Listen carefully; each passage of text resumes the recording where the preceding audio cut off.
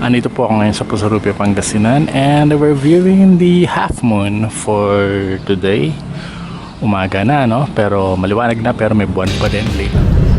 Yes, hello, good morning guys. Andito tayo ngayon sa Pusarupio, Pangasinan, dito sa ancestral home ng Aldana, sa hometown ng aking mother and father.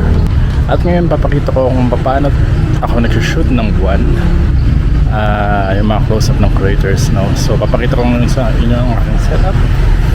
Yeah, morning na, no? It's around 7:30 in the morning, and may buwan pa rin.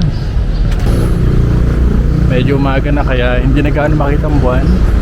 Although makikita mo pa rin siya ng naked eye, pero medyo glary na pag tinating mo natin aking lente. I'm using my Andor 420 to 800mm lens, nakakabit sa Sony a6400. Anyway, I will be recording this. Tignan natin, no? I-record natin. Yes, hello, good morning guys. It's 7:30 in the morning. Today is Wednesday, July 8, 2026. Andito po ako ngayon sa Pusarupio, Pangasinan, and we're viewing the half moon for today. Umaga na, no? Pero maliwanag na, pero may buwan pa din. Late na itong na sumikat kagabi. So hanggang ngayon meron pa ring buwan. At merong paparating na bagyo kasi, kaya ngayon ka na kinuhanan ngayong umaga.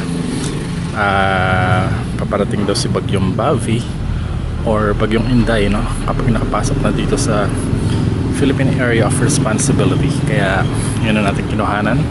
Baka mamayang gabi wala na itong buwan eh, at maulap na, no? Kapag andito na si bagyong Inday. Anyway, try natin i-close up to i-zoom ko ng digital zoom times 2. Ayan, kitang kita natin ang craters ng half moon. Maliwanag pa rin. Actually kanina may ulap, pero ngayon medyo nawala.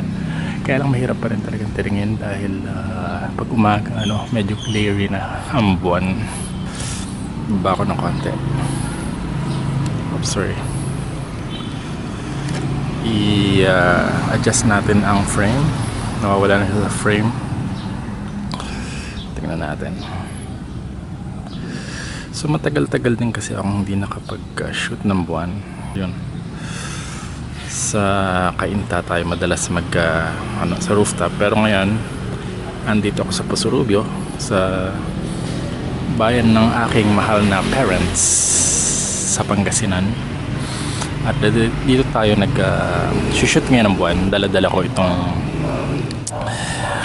Sony a6000 mirrorless camera at ang lente na mahaba, yung Andor 420 to 800mm manual lens ko, no? Maganda rin kumuha tong lente na to.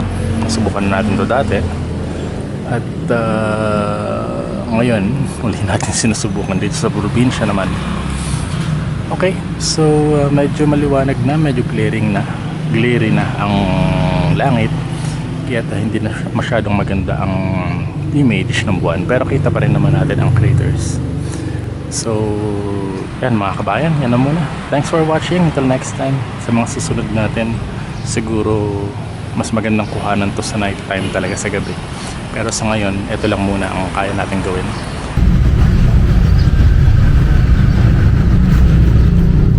So yan po yung aking setup.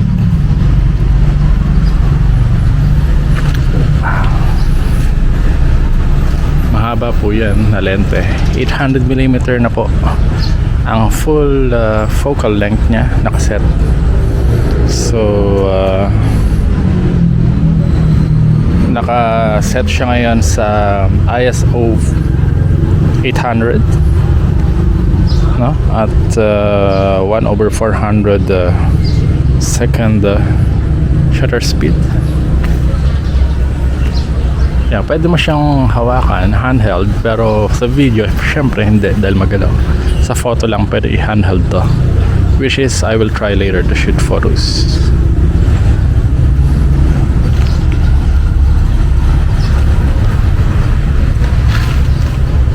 Okay, I think that's it for this morning. May bagyo mamayang gabi, kaya ngayon ko nakuha ng may parating tayong bagyo, si Bagyong Bobby or Bagyong Inday kapag andito na sa Philippine Area of Responsibility. So we are expecting rains and clouds. So ngayong umaga ko na lang kinuha dahil baka mamayang gabi wala na tayong makitang buwan. So that's it for this today. Thanks for watching. Until next time. Bye.